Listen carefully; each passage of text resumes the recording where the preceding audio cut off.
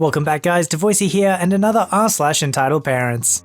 Don't forget Voicey veterans to like, subscribe and hit that bell to never miss an episode. This story was called School Dazed vs. the Disabled. So my parents are absolute saints. They purchased a 4-bedroom colonial in the early 1980s with property that borders an elementary school. In the 1980s, while they were planning on starting a family, this was a brilliant move. Both school and a playground basically in the backyard. It's a lovely sleepy neighborhood in a great district. Fast forward to the early 2000s, my brother and I were already in high school. This school was absolutely overcrowded, and the district decides to save funds by slashing buses. If you do not live more than 5 miles from school, you don't get a bus ride. Busing goes from 10 buses to 2. Thus, the stage is set for over 200 cars filled with the worst entitled parents descending on our sleepy neighborhood every day, twice a day, parking all over the place in oversized SUVs on narrow streets that can barely handle 2 sedans passing each other.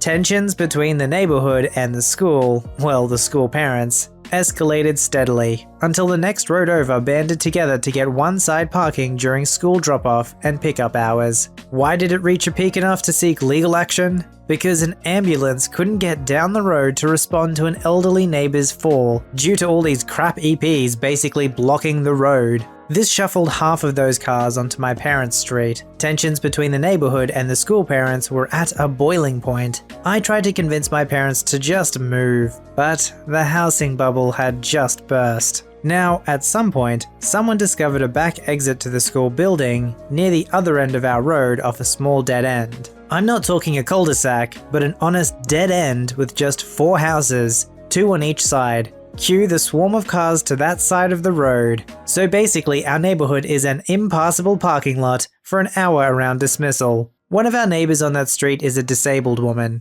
Lovely, sweet older woman. But she has problems getting around and numerous medical appointments. But no problem, she had a slightly over-width driveway to make it easier for her to get in and out of her car. She came out of her house one afternoon on her way to an appointment, only to find someone had blocked her entire driveway. Fortunately, the driver, our entitled mum, was still in the vehicle. My neighbor approached, gently knocked on the window, and asked the woman to kindly move her vehicle to unblock the driveway. Our EP decided the appropriate response was no. My neighbor tried to explain that she needed to get to a medical appointment. Our EP responded with, "And I need to pick up my kid." My neighbor gently reminded her that she was blocking her driveway illegally. Our EP asked, "Well, where am I supposed to park?" My neighbor suggested another street a little further away that had ample parking that time of day and walk. EP was having none of that. This mother decided to play the "but I'm disabled" card,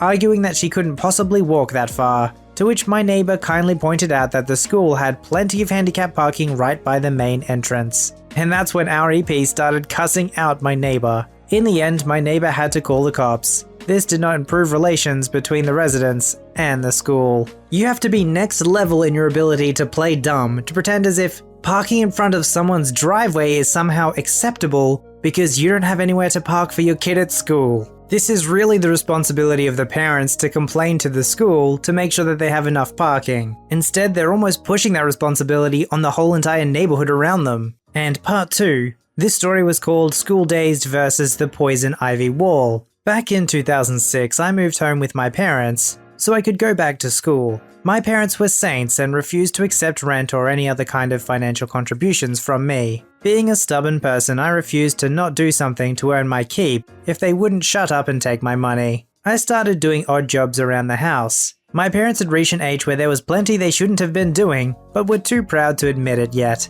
So I did a ton of yard work. I was very proud of the work I did, but I was no professional. This never became more evident than the poison ivy battle. I kept finding poison ivy in one corner of the yard. No amount of treatment or work could get rid of it. It always came back. One day, after maybe 2 years of fighting the poison ivy, on a whim, I went to the other side of our fence, onto my neighbor's property. There was some ivy there, but not a ton.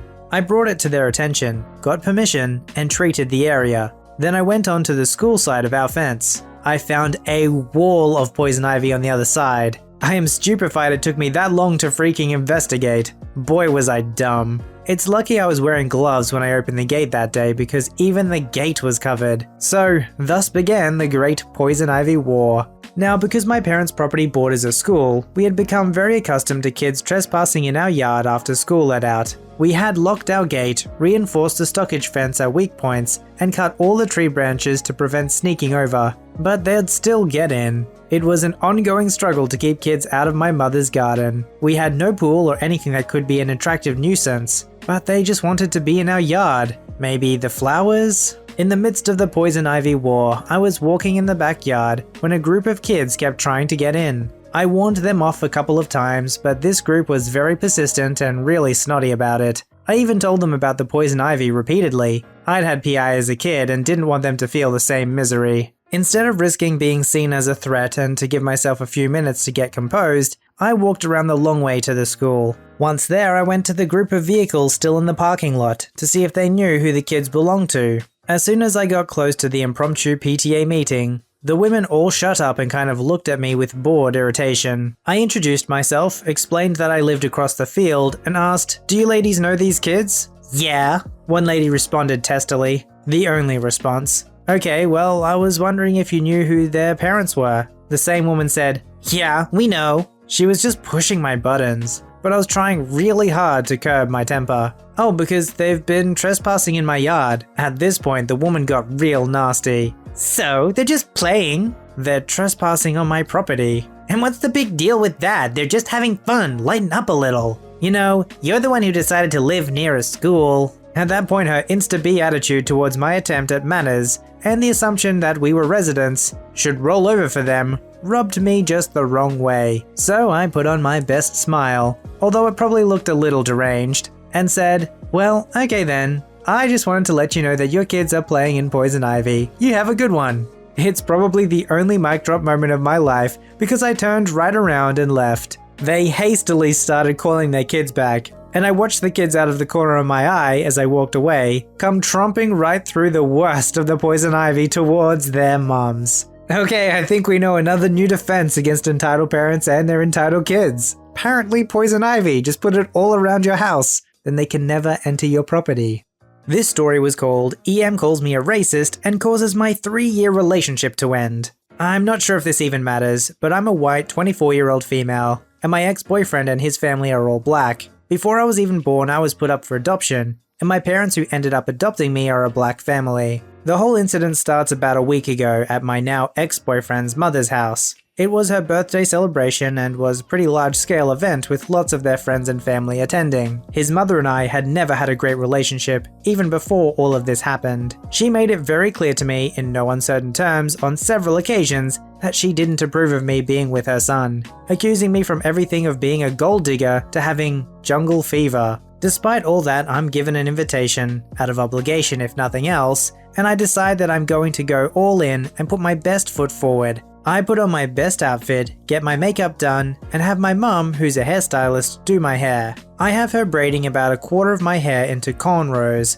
and with the rest of it being my normal short hair being spruced up and covered one of my eyes. Because I'm bad at describing it, think like Spider-Gwen, only imagine that the shaved part of her head is cornrows.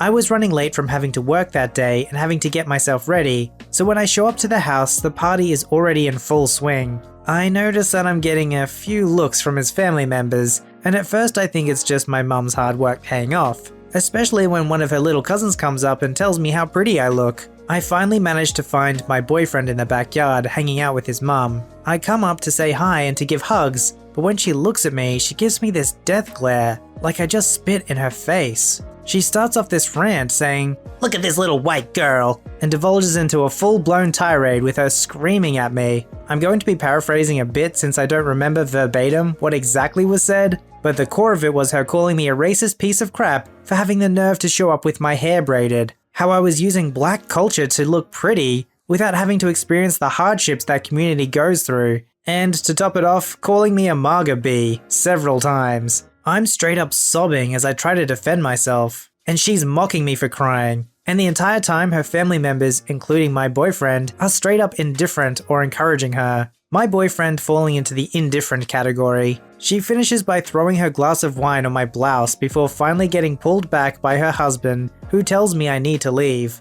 My boyfriend walked me to the door with his mum, continuing to mock the fact that I'm crying. He tells me he'll see me back at my place later, and goes back to the party. I was pretty hurt by that, and I spent a good chunk of my time in the car trying to collect myself before I managed to calm down enough to drive home. I had thought that my boyfriend was there sticking up for me, or at least telling her she overreacted, but I found out later that wasn't the case when he showed up to my place. He said that he didn't approve of how his mum handled the situation, but told me that he did understand why she did what she did, and that what I did was wrong and racist. He then told me that I needed to apologize to his mum right away, and to his family in a few months at the family reunion. And if I couldn't do that, he couldn't see the relationship working out. Needless to say, I'm pretty hurt, and I ended up telling him all of the frustration I've been keeping in about how he never goes to bat for me whenever his mother is disrespecting me, how he always finds a way to take her side or spin it like I'm overreacting. Long story short, we end up breaking up after I made it clear that I'm not going to apologize, with him saying that if I don't get it,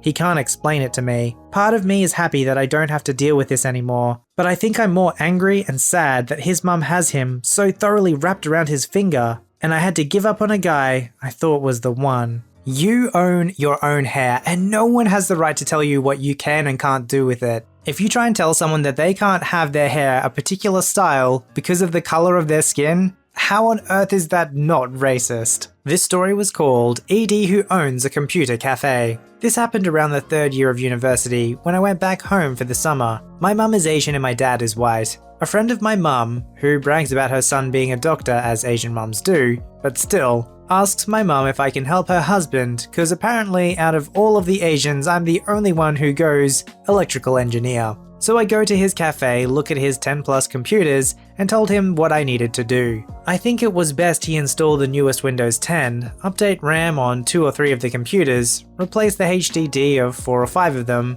and sweep them for virus malware trojans. We negotiated price. I already had new parts since I work on my own computers, just had to buy Windows, so $475 worth of materials, and I would only charge him $100 for the labor, which is a deal because an EE would easily make more for 8 hours of work. I fixed all of them, and as the scans were going I asked to be paid before I leave, and this guy only hands me $50. I told him this isn't what we talked about, and he goes, "Well, I never accepted the price, it's your fault for working for cheap then." Well, joke's on you. Well, joke's on him. I syskeyed all the computers and went home, telling him to go suck a big one. And lo and behold, I get home to my mum screaming at me. Apparently he goes and cries to my mum instead of like an adult call me. She goes on about her friend, blah blah blah. My dad gets home and she tells him. He looks at me and just loses it laughing up a storm, asking if I really took his computers hostage for him stiffing me. Yes and no.